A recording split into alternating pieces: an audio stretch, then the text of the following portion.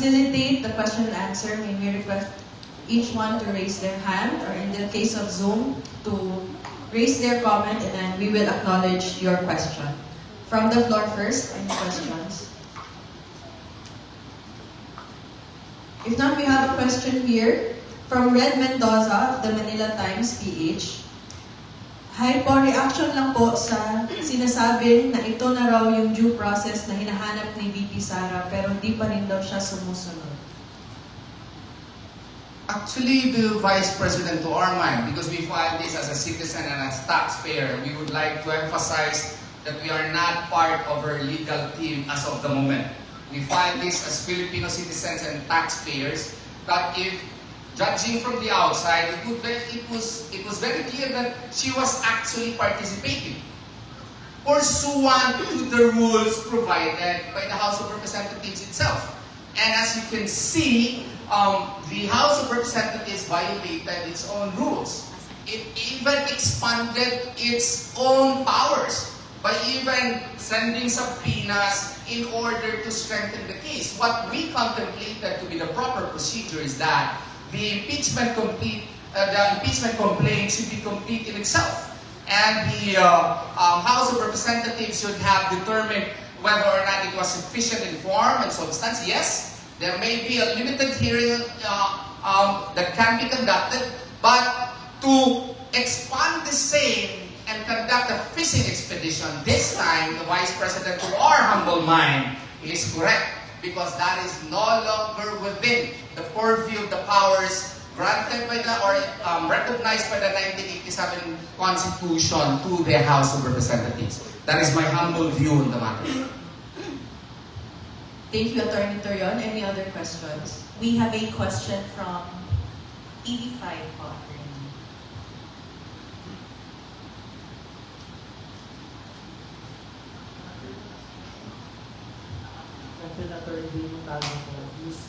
Attorney, what will happen if the petition, your petition before the Supreme Court will grant the TRO?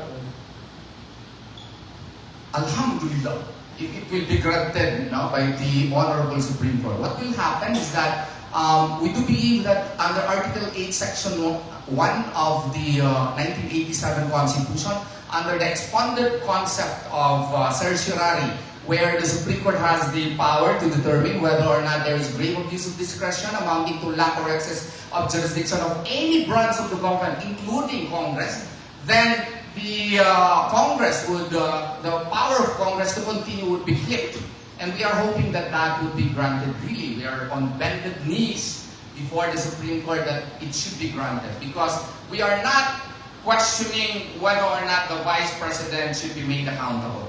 What we are questioning is that the limits of the powers of the House of Representatives pursuant to the 1987 Constitution should be followed. Let me just add into the first question from Manila Times. From Manila Times. As correctly pointed out by our lead petitioner and the lead counsel of this case, we are not the lawyers for the Vice President, Inday Sara.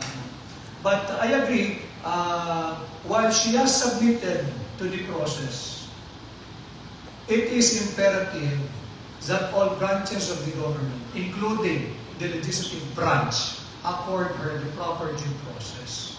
But what we can see that is happening now in Congress, it's not even an overreach, a legislative overreach. It is a clear violation of the Constitution. We cannot speak of due process when you're violating the very due process that should be accorded to the respondent in the impeachment complaint.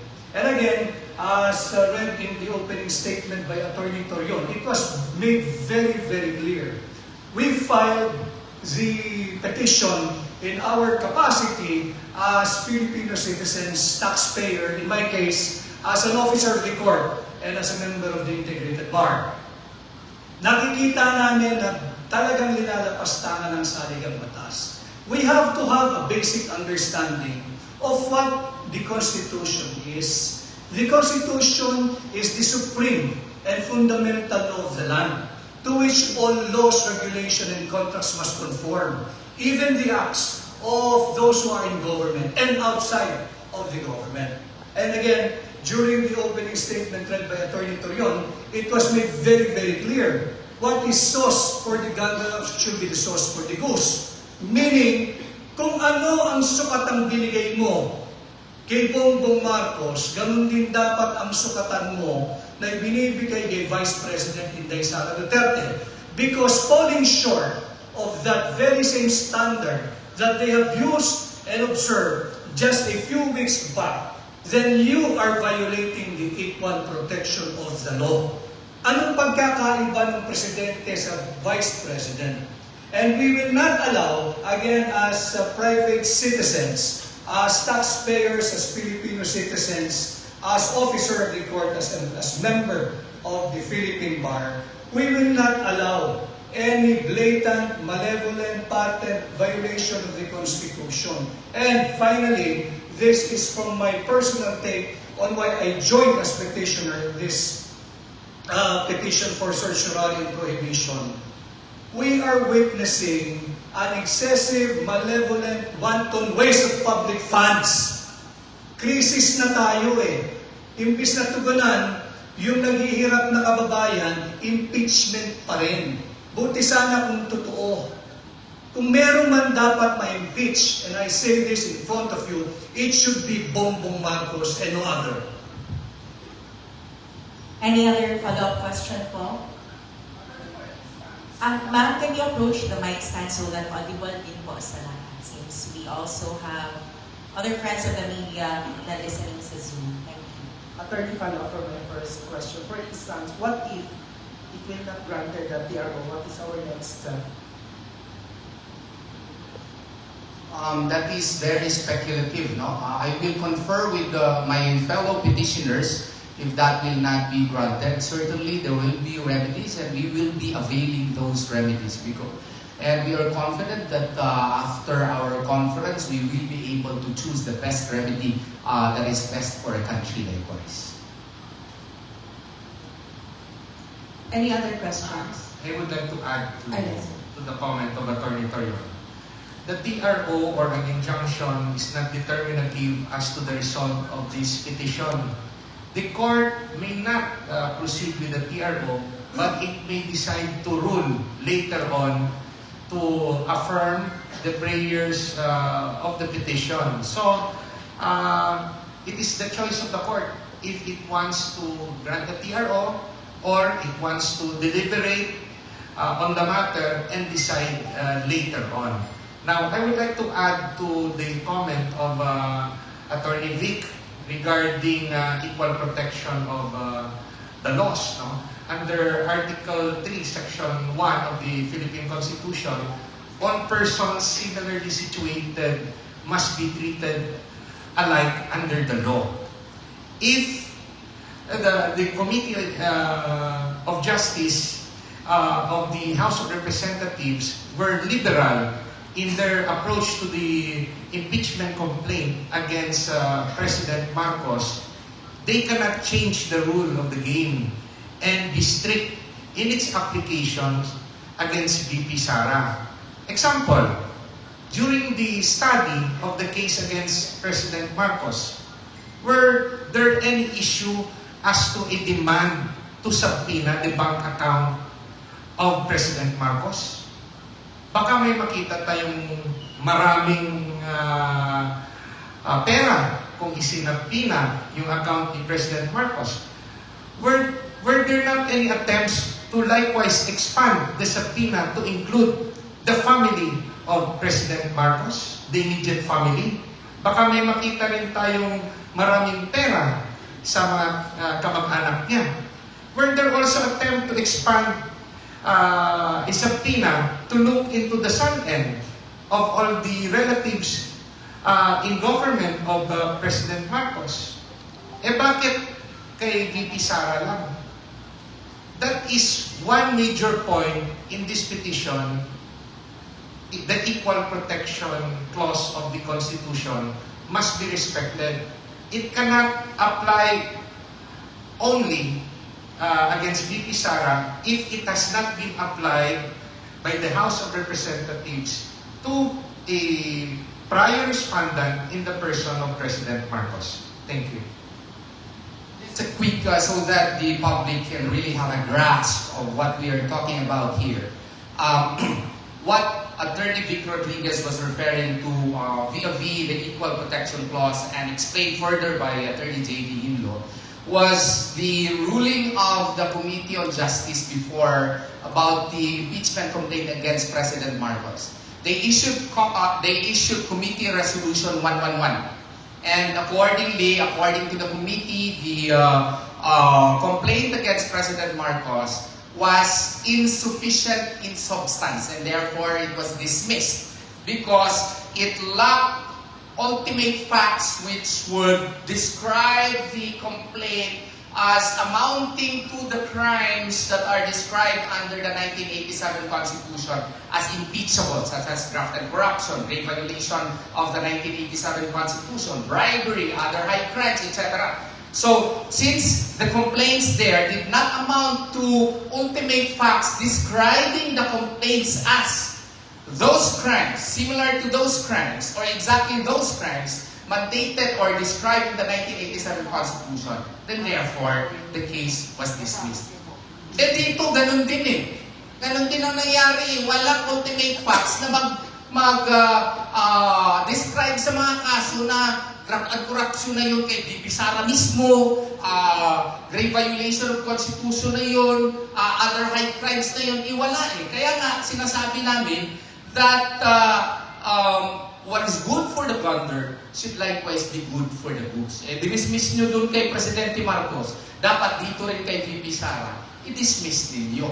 Eh, doon kay Presidente Marcos, hindi nga kayo nag-issue-issue ng mga sabpina eh. Dito, mga sabpina ninyo, maski mga tao walang kinalaman doon sa impeachment complaint, pinapasabpina. Anong klase yan? Pati law firms, pinapasabpina. Pati yung mga ibang mga entities na hindi described sa complaint, pinapasabpina. That is overreach to our mind. And by the way, we are joined by Attorney Wendell Abisado, no? And Attorney, aking pong kaibigan, no? Si Attorney James Reserva of Butuan. Why? Because some people intend to file petitions for intervention later on.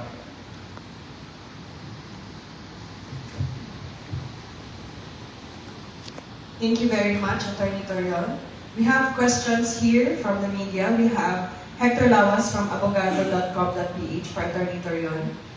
Is the petition premature inasmuch as the camp of VP Sara says that the proper forum is the Senate and not the House Committee on Justice? No, it's not premature. Specifically in this case, that the Committee on Justice already decided to issue a subpoena, and subpoena has in fact been issued. And therefore, we have the right to inquire as to whether or not it is within the power of the House of Representatives, specifically Committee on Justice, to conduct such investigation in such a manner as to in fact search for evidences when these evidences are not even attached in the complaint itself. The duty of the Committee on Justice, to our humble mind, is that it is a constitutional gatekeeper. It is not tasked to actually be the investigator itself and look for evidences in order to strengthen the case. They never did that to President Marcos. Why do it against VP Sara Duterte? That's an equal protection clause matter that deserves to be raised to the Supreme Court as the highest court of the land. Yeah, if I may add, sa sinabi ng Attorney Torion, alam ho ninyo, the reason why we go to the Supreme Court and file this petition for certiorari of prohibition, precisely because we are asking the court to intervene and allocate constitutional boundaries to this legislative overreach. Sumusobra na, they're already operating outside of the constitutional law. The House Committee, the House of Representatives Committee on Justice is already operating outside of the constitutional orbit.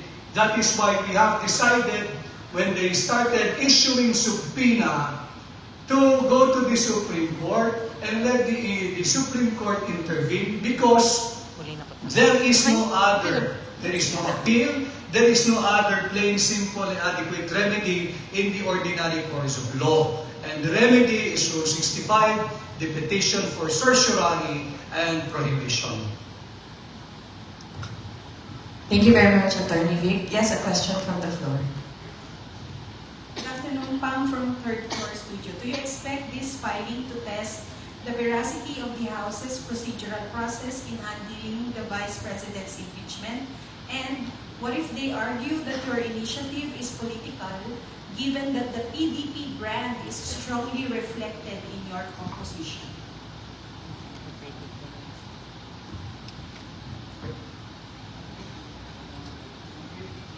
First question is, do you expect this filing to test the veracity of the House's procedural process? Not just to test, but to strike down this legislative overreach.